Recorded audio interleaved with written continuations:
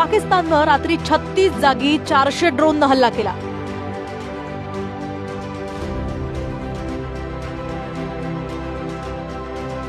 लेहपासून Sir Creek पर्यंत पूर्ण पश्चिम सीमेवर पाकिस्ताननं ड्रोन हल्ला केला.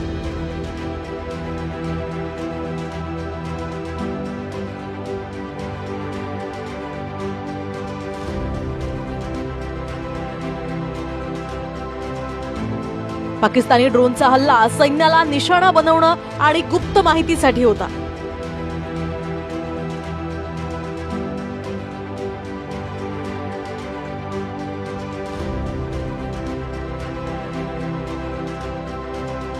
रडार अँटी डिफेन्स सिस्टीमची रेकी करण्यासाठी हे ड्रोन पाठवण्यात आले होते.